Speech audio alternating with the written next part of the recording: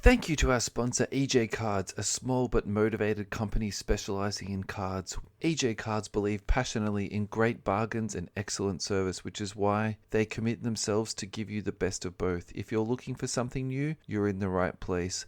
EJ Cards strive to be industrious and innovative, offering customers something they want, putting their desires at the top of the priority list. Find EJ Cards at www.ejcards.com.au.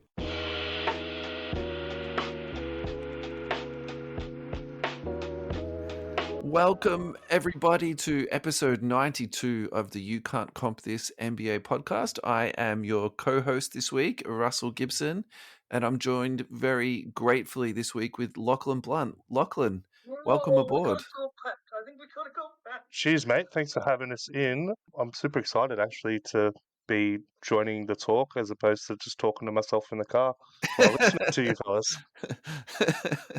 It's great to have you on board, and let's get into the show because we've got a fair bit to cover this week, and I think the best way to start is the one-of-one Jordan autograph. So that was recently just pulled. I think some cards are more special than others, and I think this one from the Exquisite collection is just that. It's in addition to his autograph, it's also got Air Jordan written across in the middle there too. So what's your thoughts on having something like that in your PC, or the dream of having something like that in your PC? Yeah, that's an awesome card. It's a super master pick. I did notice a couple of people get a bit cranky about him not getting the N right at there in the Air Jordan. There's always someone complaining, isn't there? Yeah, like, a one-of-one Michael Jordan order and they say the end looks a bit dodgy. No, it's an amazing card. An opportunity to hit something like that would be once in a lifetime, obviously, but yeah, it'd be hard to not want to sell it as well as not keep it, I think, because having that in your PC would be a good way to start a conversation with anyone walking through the door. My only feedback on this card, though, is the picture. I think that having him in an action shot would have been more important, perhaps, because my sort of look, I think he's an excellent businessman, but sometimes when I see him in a suit, my sort of thoughts go to him as a Charlotte Hornets owner, which wasn't that particularly successful, I think, if we're being real. So that's sort of where my mind goes with that one. Yeah, I'm with you there. I'm not a massive fan of the suits. It almost kind of reminds me a bit of like a draft pick, even though it's not. Yeah. But these are released.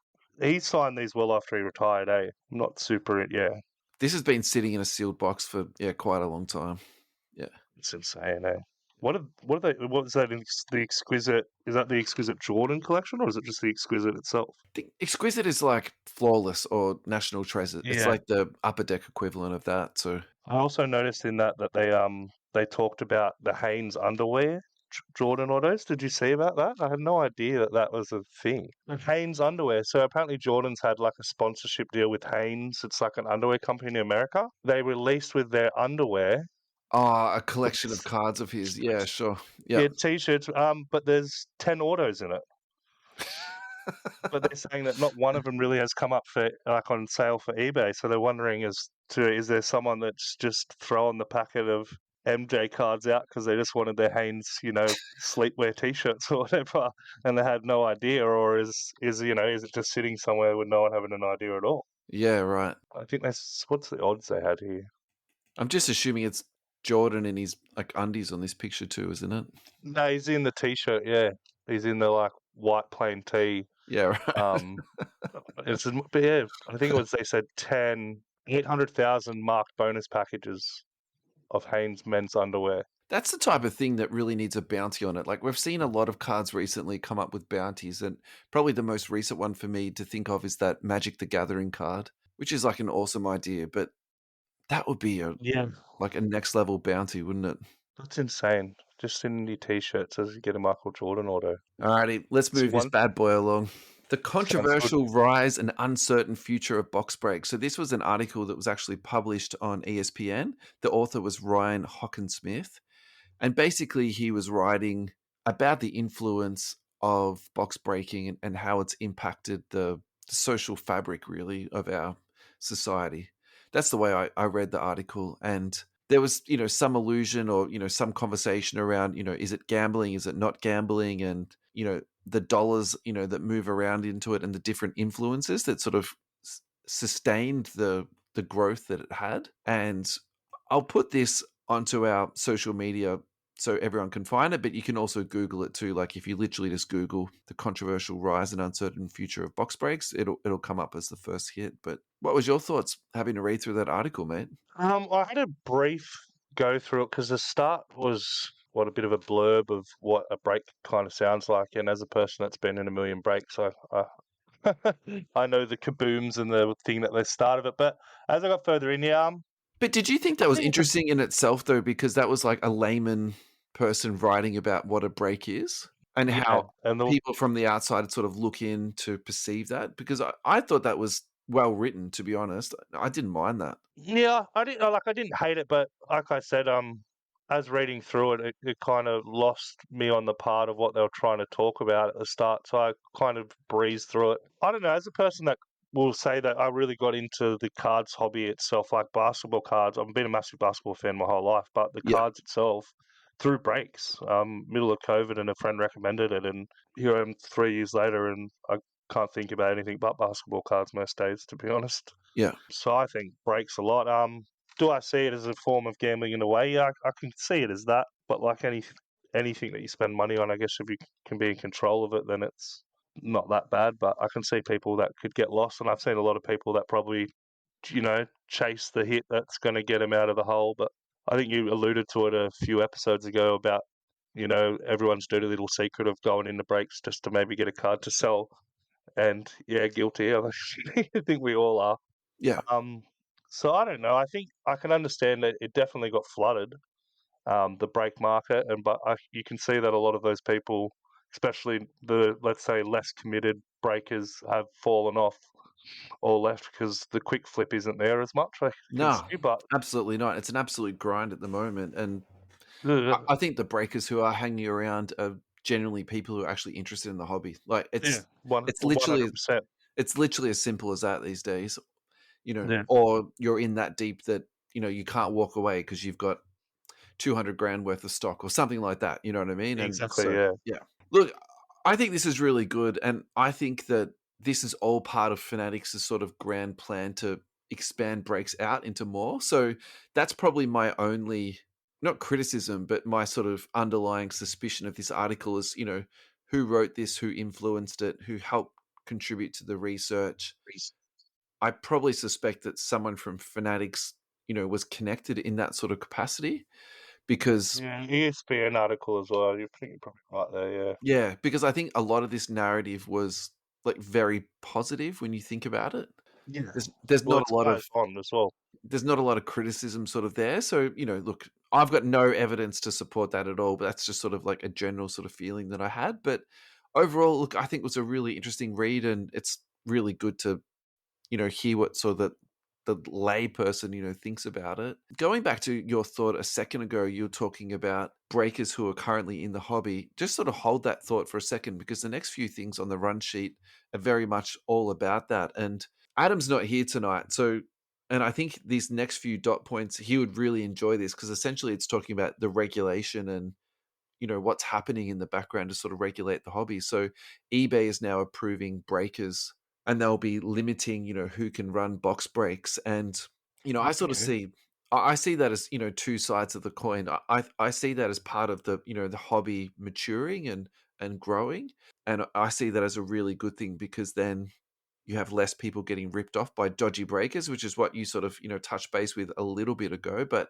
I think the flip side of the coin is then the market isn't as dynamic and it isn't, not having as, many new people coming in and having a go and doing interesting things. So I think that is somewhat, somewhat disappointing, but that does tie into that article a little bit because of the, the uncertain future that they alluded to that also with that. So do you go into eBay breaks? What's your thoughts on that? Personally, I've actually never have. I think I talked to you a while ago, and you mentioned a decent one that you have tried. So But I've never. AMT memorabilia is excellent, and I have no commercial interest in these guys other than I've used them as breakers, and I think they're fantastic. They do player breaks, and their processes are very very slick. They break 2 days later. You get your tracking, and it's shipped out to you. A couple of days after that. It's easy. Yeah.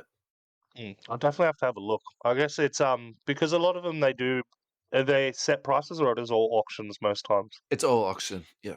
Okay, sweet. No, I'll definitely have to have a look for sure because some certain products or players that you're after, it's a bit hard to commit to the whole team or the whole spot.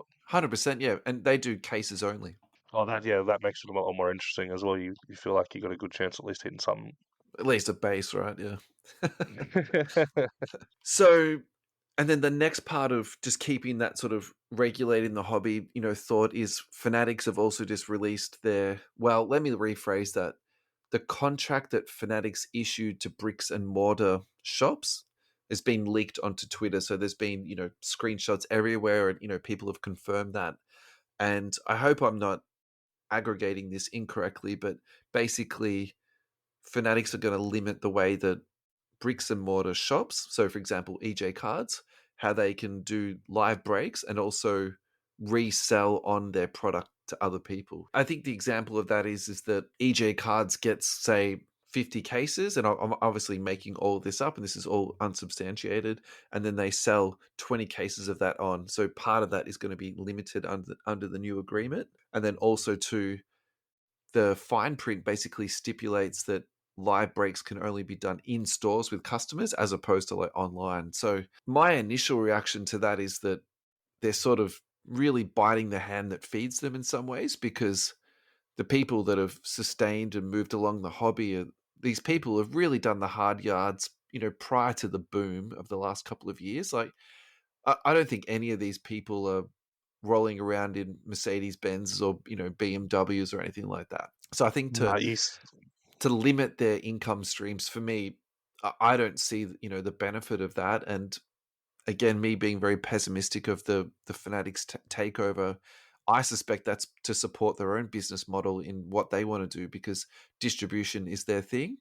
And they also have very publicly said that they'll be having their own breaking platform. But for me, the maths of that doesn't add up. Like, you need people working in the background essentially for you. And also too, like, who knows exactly how many breakers are out there, but there is no way in the world that one company can like rule them all in that sense. Do you know what I mean? Like, that to me is just, ridiculous. So what's your thoughts on that last couple of things we just ran through, man? Well, with this one, I kind of read through it and like a couple of of the bylaws or whatever you want to call them that I noted. Even that you mentioned a couple of points, but even one of them I noticed was accounts for personal shopping through your eBay accounts. Retailers shall not use its account for personal shopping, and products shall not be used for repacks, and left authorized in writing as well. So they're not going to Yeah, even let right. them buy products on that account and then make them into repacks So either. I also read that they are what getting does that little exactly mean? So they're saying you can't put like hobby packs into repacks. Is that what you're saying?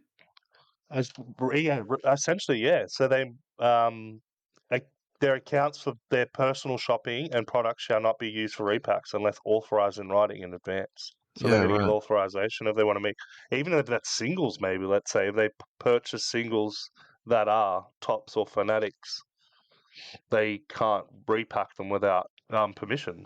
Yeah, right. Okay. So like that part of it, to be honest, I don't fully understand all of that, but I've actually reached out to EJ Cards and I've reached out to Cherry for comment on this. So my plan is to sort of introduce this topic this week, get my head around it a bit more, and then next week we'll, get someone who's understands the situation a lot, more deeper context than I do.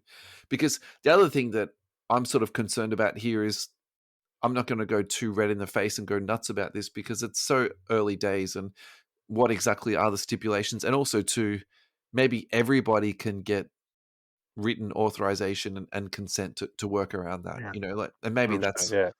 more Fanatics just wants to keep a tab on everyone, what they're doing. So, you know, I guess Adam would like that part of it, I guess, because it is, I guess, a regulation of, there's been a million dodgy repacks, I guess, and there's been a million good ones, and in between as well. So I guess yeah, yeah, if Tops comes in or Fanatics sorry comes in and says you can't use our name and rip people off like this or this yeah. that the other, then I And I guess can it's a good actually way just of imagine Adam sitting in the background, like shaking his "Regulate the Hobby" T-shirt right hashtag now. Like he's like, "I've hashtag been right about this for years." Yeah, yeah, yeah. No, but even I read a little bit more into it, even to the point where they're talking about they're getting real picky about where products are placed and how they're placed. Like, they don't want like the overtime elite. They don't want that anywhere near Panini products. But if you think about a brick and mortar shop, where are they going to put the basketball products on the same shelf right next to each other? So there's all this apparently it's coming out. But like you said, it's early days, so more speculation than anything at this point. I mean, the other thing that Fanatics could do is just make a better product, and then they don't have to worry about where their product is placed. So for me, I don't approve of that at all. That to me is just like anti-competitive. So yeah, it is. Yeah, but that's what they seem to trying to do. To be honest, if you kind of go into these little things, slowly but surely, they seem to be. Even the contracts, I heard something about the football. They've gotten the 4 top quarterbacks or something as exclusives, not these ones or the next ones or something like that. yeah. So that's kind of ruined Panini because the top 4 quarterbacks are not going to sign any of their rookie stuff, essentially. That's what I've heard.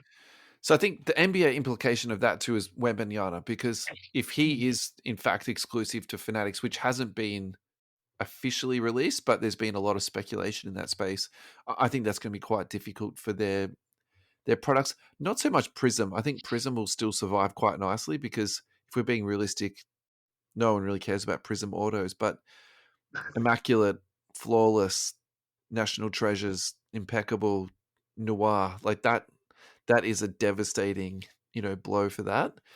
And, I think if we're being also, realistic about this situation, is that I don't really think Fanatics is playing in a friendly sort of mode. And so let's keep that thought in for a second, because you're speaking about exclusive. So LeBron James has recently just come off Upper Deck's exclusive autograph player list. And so there was some sort of speculation that Fanatics was going to buy out Panini and Fanatics were going to buy out even Upper Deck. They successfully purchased Tops, but kind of what is, I think, really clever out of this, instead of buying the whole company, why don't you just take the best pieces of each company? So, for example, you get LeBron James to come sign for you. You don't need to buy Upper Deck anymore, right? If you could somehow convince Jordan to come away from Upper Deck and move across to Fanatics, essentially, what has Upper Deck got left anymore?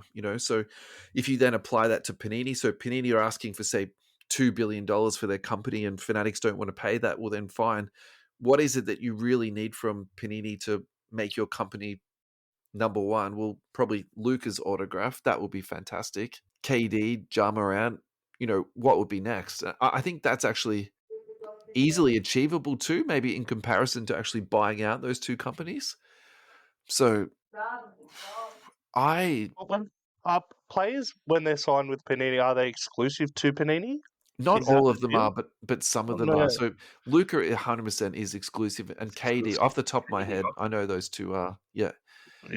But like if they can acquire LeBron James, it doesn't seem outrageous to me that the other guys would follow suit too. Yeah, especially if Rich Paul has anything to do it. You see the bloody contracts that he's been getting everyone lately. The agent, man, yeah, the bloody contracts everywhere. He's an excellent agent, and I think got to give the guys props. So yeah, look, it's going to be really interesting the next sort of 2 to 3 years to see all this play out, and basically it just seems, look, my sort of underlying theme here of what I'm sort of picking up is just the monopoly that they're generating. Like I even said, like I know it's a basketball show, but the NFL, I know with one thing that quarterbacks are the only really thing that anyone cares about. No one really wants any of the other cards. So yeah, right, okay. To get the 4 top quarterbacks from the next rookie class, that's like you've just ruined all Panini's products essentially. Yeah, right, okay, yeah. I think they've even come out. They were coming out as redemption codes, and it doesn't even come with a player name now. It just comes with the number because I can't even put the player's name. It's like RC4 or something. I could be wrong here as well. So if anyone that is an NFL person wants to correct me, that'd be great. Because look, don't worry, I'm going to beep all this NFL talk out, mate. So it doesn't matter. It's irrelevant. No, it's very man. It was boring up until free agency kicked off. Right, I had to think about something else. Alrighty, so the next segment is actually your segment, Lockie. So let's run through this. This is all about the World Cup and the different players that are coming out. And you're passionate about doing Australia, so why don't you tell us about some of the players to keep an eye on and who you think might have a little bit of value and maybe might be brought up a little bit after their exposure from the World Cup? Well, one I'll probably start with is Dante Exum. I think especially now that he did get the call up back to the NBA, Dallas Mavericks, I think he got guaranteed deal. I don't know the full details of it yet. Actually, I do. But yeah, him. I think he played really well in a bronze medal game in particular last year. And with him being out of the league recently, there might be a few people that still haven't caught up with him being in the NBA. And I think you could find some really cheap stuff out there. There's, golds that are really good prices, gold autos that I've seen that are quite good prices. But he's more of a lower end one. One I would definitely hope to have a massive Olympics. What I would say is probably Josh Giddey. I think he probably might be the guy of the team this year. Yeah, right. Especially Okay. with Yeah. Paddy getting a bit older, Joey getting a little bit older. He's a real good leader of his team at the Thunder, especially when Shea's not playing. You can see that he takes full control of that team. So I think, yeah, Josh has got a good opportunity. And I was looking at his silvers before, and I thought that if you can look at his upside and all that, it's not a bad price. I think the last silver PSA 10 went for, sorry, here we go, 210. 210. Yep. Which 210 US. So, but it started the month. Well, I can only say 3 months because That's okay. 3 months of data is fine, mate. have Yeah. special enough to have the free membership. That's fine. I'm happy to be You've called earned it, mate. special, man. You've earned it. But yeah, it's so yeah, started the 3 month cycle at 324, so currently down 35%.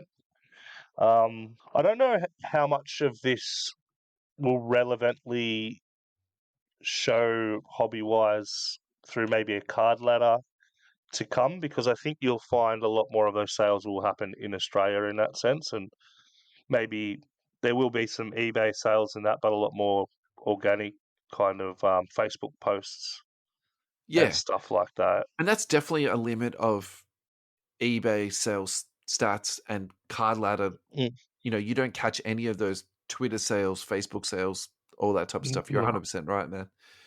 Yeah, so look, my take on Giddy is that I think he's a good prospect, and I definitely take your opinion that he'll be brought up a bit by the World Championships. I got no problems with that, but even at 210, for me, I still think is a little bit of a risky purchase, because I think what you've seen in the last 3 months is that's just sort of the natural turn down that you get as people aren't as excited anymore for the rookie stuff.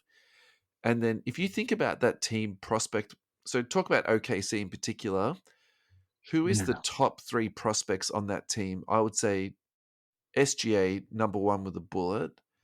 And there's so much hype around Chet Holmgren that, to me, it's not logical, but it's there. You can't deny it. And then Jalen Williams, I would say that's probably pushing up there as well. yeah, he's definitely getting some traction. And then who they've drafted this year, which I'm not going to lie to you, I still haven't got my head around everything that's going on in this year's draft. So that to me almost pushes him down to 4th on his team, and maybe you could say 5th, and that's probably like where I sort of sit. For me, in terms of buying that as like a risky prospect. So for me at 210, I would probably say just hold, even wait for a month to see what happens. Taking your point about the Australian collectors thing, like that's a real thing. So if someone is from that country, people in that country are definitely going to want that card. So that's the only thing you could maybe say that will save him a little bit, is that he will have that really strong sort of hometown support. Another thing about Giddy too, like he has been running basketball camps, he's been doing meet and greets, he's been, talking with people, kissing babies, shaking hands, signing autographs. And that matters. That matters for popularity, and that matters for, people buying all the memorabilia and stuff. So I think that's a really good thing. But I think for me, $200 I think is okay. I think 300 for me is too expensive for my Yeah. taste. I think that's the best way to say it. Yeah. Who else have you got on your list, man? To be honest, another one, a bit of a more of a lower end one, but I think someone that's Low end, high well, end, it doesn't matter, man. Just roll it. seems to Yeah. play really well for the Australian team as well, and I think it's because his game suits the FIBA style. Is Matisse Thybulle. Yeah. I know he moved on to Portland. Is that right? Is he still with them? He's I still think with so. Portland. Yeah. Yeah. Which who knows what they'll look like this year? If the Well, Dame Lillard's situation. requested a trade, so you're right. Yeah. Yeah. So I'm not sure about the NBA, but for the World Cup itself, he always seems to be his game suits it. Just rough nosed defender. Um, he always a pest, full court. Australian basketball, we love to play full court, annoying, pesty defense, and he always seems to be a big part. And that's why I think Dante as well, because tall, long. So I'm excited for the World Cup for a few reasons, but I think Thybulle's a good one. But how much that translates, like I said, in hobby wise, it will take maybe one better medal or maybe two better medals than our most recent bronze for something crazy to happen or a really big game. Yeah. Um, so the Australians, like I said, it's more. I would think in the Australian market you could see some good movement, but I think you could also go back to maybe your point that you've brought up before is that people wait around for those times, and then sometimes the market's just flooded. So Yeah. Yeah. Yeah. Yeah. beware if you're trying for a quick flip because there might be about 10 other, well, a lot of other people that are even trying to do that, but see the person have a good game and go, shivers, I have that in my collection. I'm going to go run that out, put it on Facebook, and before you know it, you're one of 15 people pasting that same card. Yeah. Yeah. Wow. So, look, my take on Thibault is that I think this is, if you enjoy low end prospecting, this is a home run. This is an absolute home run. So, his silver PSA 10 is currently sitting at $15. So, like, for me, that's like a happy meal. Yeah. I could go without a happy meal one day and go and get a Thibault silver PSA 10. Like, for me, I'm totally fine with this. And I think, what you really need to do for this guy is make an NBA comp for him. So who does he comp out as? Stacey Ogman, Ruben Like Patterson, older school or current? Would you say more old school? any. You give me a comp on this guy, and that's the only thing I'd say about this. I think you need to sort of temper your expectations a little bit. Yeah, yeah, Maybe you'll double your money to $30, but I don't think this is going to be definitely. your retirement fund. So if you enjoy a little bit of low end prospecting, you like Australian prospects, you want to hold a card that the guys in the Aussie team, that's a no brainer. I've got no problems with that at all. But There's a few NBL guys, but I don't know how they would really reference to the NBA. So I probably left majority of them out. But Josh Green's probably the other one that I would say that he had a better year at Dallas, and I think his role's going to pick up a lot. I think Josh Green is going to be really important to that team. So they've re-signed Kyrie Irving in the last couple of days. Yeah. And we all know how much defense Kyrie plays. So you need somebody doing the dirty work. And Luca. And Josh Green, I think, is a dirty work guy. So his raw silver rookie prism last sold for $3. Yeah, like Again, I think that's an absolute home run. So even if it goes to $1, I think you'll still sleep at night after losing $2. Are you holding much Josh Green? I actually picked up a PSA 10 blue, the T-Mall blue, Yeah. PSA 10 rookie for 29 US. Yeah, beautiful. I thought that's a nice little PC. Thanks, Adam, for the color matchup session because I kind of got a little bit obsessed with it recently Yeah. as well. The color match is Because it's nice, the isn't it? blue Dallas. It's not exactly matching to his jersey because he's wearing a white one, but It's the okay. idea is still there. Yeah, definitely. Did you check the pop count on that by any chance? I think it's put 5. Yeah. That T-Mall stuff is surprisingly low pop. Mm. Like, I see I'm the gold sells well. People love the gold wave. Like that always seems to sell well. Like I guess gold, everyone loves gold, so you can get a cheaper unnumbered version of a nice gold-looking card. It's a nice little pickup. So probably my take on that, though, is I think the gold sometimes goes for too much because of the association between gold and number to 10, but it's unnumbered, you know. But again, the pop count on that stuff is actually quite surprisingly low. And I'm not too sure if that's because of the way that, you know, the trend is sort of moving away from grading as much, but there's something about that Tmall stuff that I actually think there's a bit of value in it because it's definitely a step up from retail, and it's so much more achievable to get some of that stuff in your hand than hobby. So I really like that Tmall product. Yeah. And then the And most recent one, they changed it, didn't they, to red and gold, I think. I think I have one, actually. Sorry. that's They okay. changed it to red While you and look gold Timor. while you're looking for that, I'll just say of all these three prospects that you've just spoke about, my favorite by a very long way is Josh Green because I think he's got a two-way game. I think Thibault is quite limited in that sense. And then the limiting factor for your first prospect was just the price point, right? I think at $200, that's in some ways sort of played out. That's about where it will sit. Yeah, Yeah, that's that's right. it there. Yeah, cool. I probably like the more traditional. Just straight gold, yeah. Yeah, we might have to put a picture of that up on socials because that's not going to translate very well. We can maybe use that for the Yeah. picture for this week's episode. All right. Good old Isaiah Livers rookie. Who else have you got on your list, man? To be honest, they were my main ones. Yep, that's I fine. think I mentioned the older fellas. I don't think there's much room. I think Paddy is Paddy. Everyone loves Paddy and will always love Paddy, but he's on the back burner. Joey's into his retirement plan because he's moved to Orlando apparently. So Joey and Paddy, that's why I think these young guys have a real chance to stand up and to be a bit more of the leaders of the team. Delly's a bit older. Dyson Daniels is actually probably one I missed, to be honest. Um, but I like our team, real defensive-minded team. So if you don't like scrappy basketball, I wouldn't be watching. But if you like Yeah, scrappy basketball, strap in for the Aussies tune to in. Yeah. probably be pests.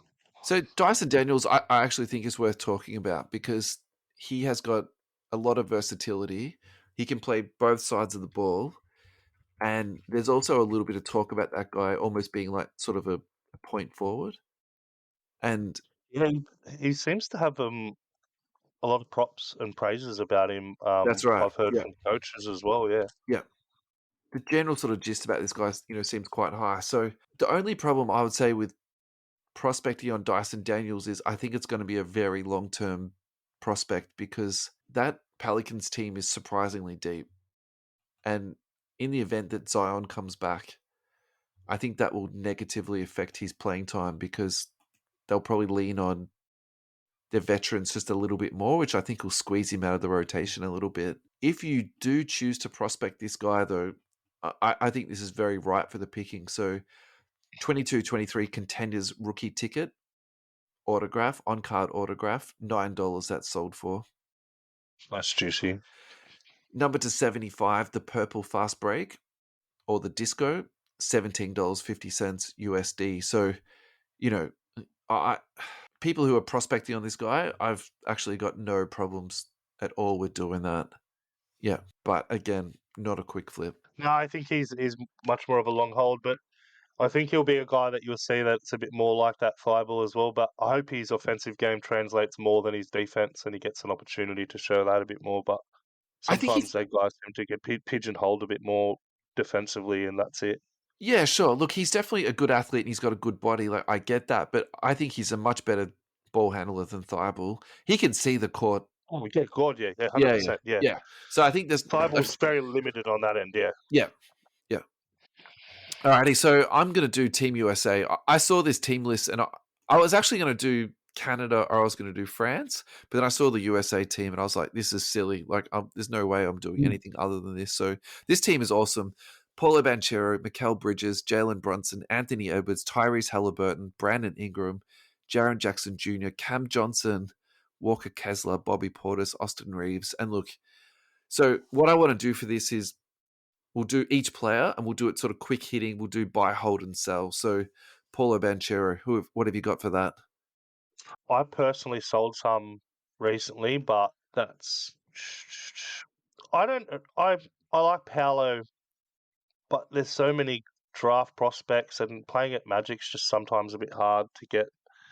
Even this year, he had an amazing rookie season, but Yeah. it feels like people talked about Chet more that didn't play a game, or we're talking about the fact that Victor's going to play next year, as opposed to a guy that had an amazing rookie season. Yeah, crazy good. Yeah. Yeah. So I don't know where I'm not saying he doesn't have any hoppy love, because I definitely think he does. But depending what it was, I wouldn't mind a Paolo auto. So I'd buy a Paolo auto if the price was right, because I think right now you might get your hand on a decent price one, as opposed to what you Yeah. would comparison. You literally stole the words out of my mouth. And so for me, Polo is a buy or a hold, but again, it's like the right stuff and, at the right price. So the only other thing I want to add to him is that he's actually, photos have recently surfaced of him being basically 7 foot tall. So that, how much I love prospects who are still growing. And that just like makes me, I've already been frothing over this guy. So now I'm just like the needles has gone to 11 for me for this guy. Like, yeah. Mikal Bridges, buy, hold, or sell. This is a really good one, actually. This is a really good one. I don't know. I think he has a chance to have a great year, and like a full settled off season with the Nets. They seem to have picked up half right. They seem to want him to be the star. If I had some, I'd be definitely trying to hold on. Yeah. And if I didn't have some, I would maybe have a look at a buy before he does have a crazy, 40 or 50 point game early on, something like that, and it does Yeah. have a bit of a spike effect. Yeah. So actually, I was expecting this to be much higher. So his current PSA 10 silver price is at 153. So look, let's do a comp to Giddy, right? Giddy's at 200. And Yeah, again, this just like solidifies like my point about Giddy, So I would buy Bridges over a Giddy at yeah, that that's price right. as well. Yeah.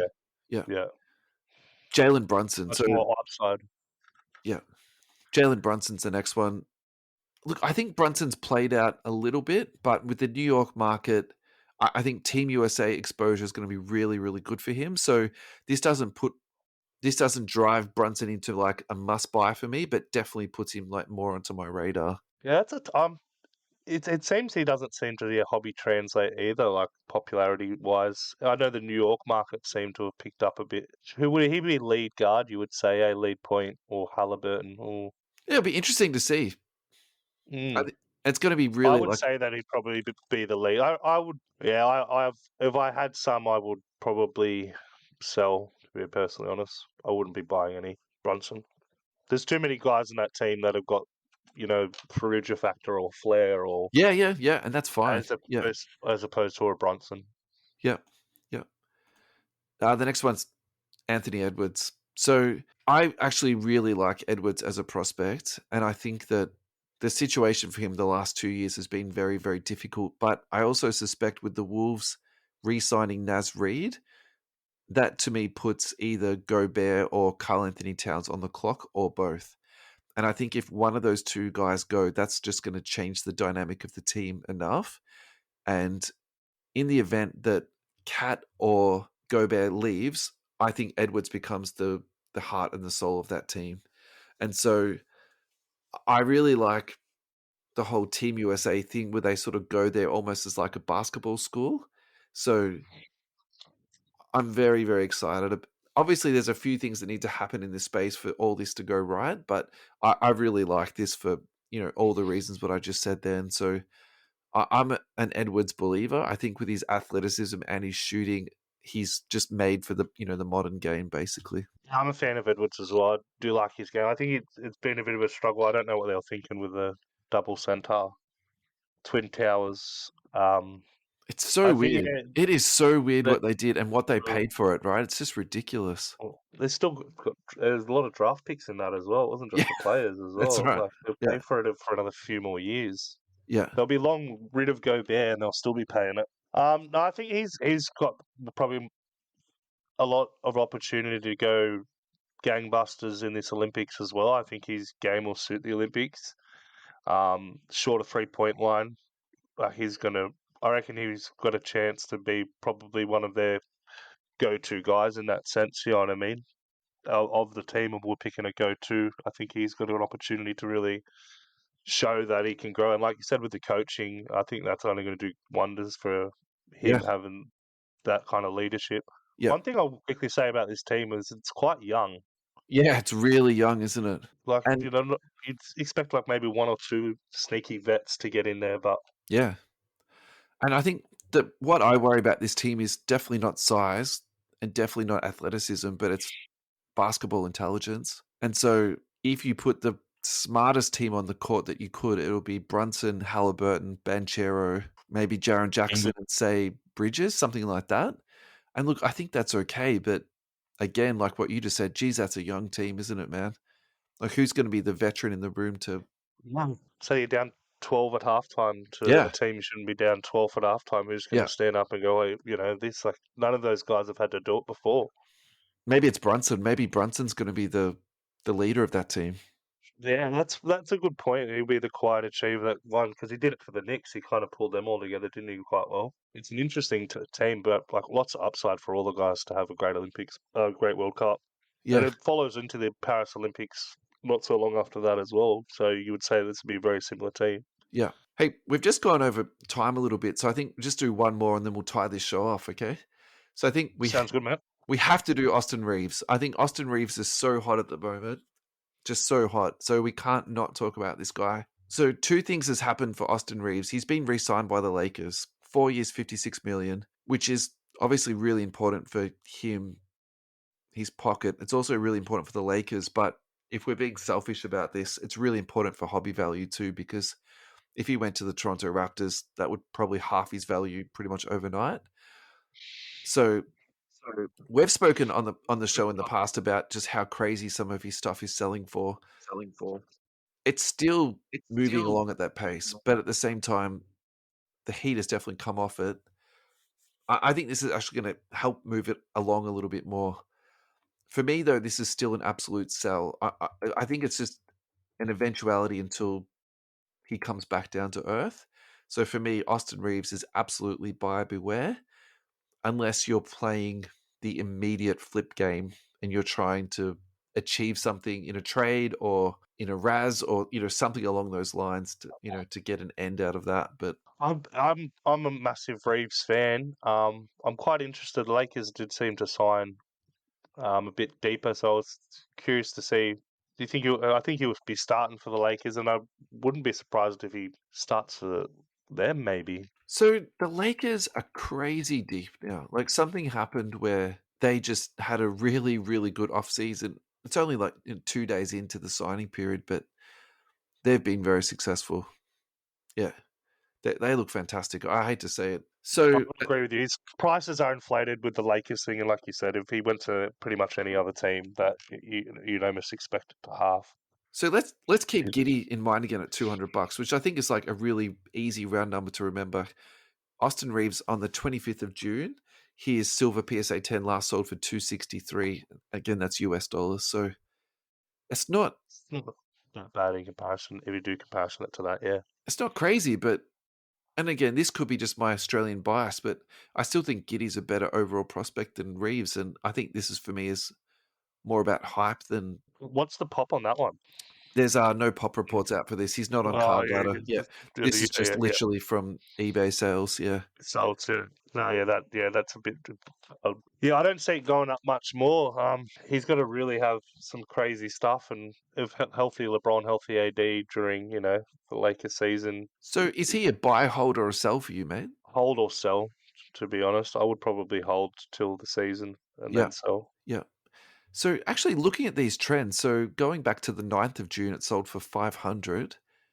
Then there was a sale on the 19th of June for 304, and then the last sale was 260. So that's actually almost halved in price in a couple of months. So yeah, look, that's all I need to see. For me, that's just like it's a stay away for me. That's too volatile for my liking. You know what I mean? That's a few ESPN people guaranteeing the Lakers are championships. Yeah. And a few people getting a bit too excited. Yeah. Alrighty, guys. Thank you so much for tuning in. We really appreciate it. Lachlan, thank you so much for coming aboard, mate. That was awesome. No, enjoyed myself anytime. Yeah. Cheers, guys. See you soon.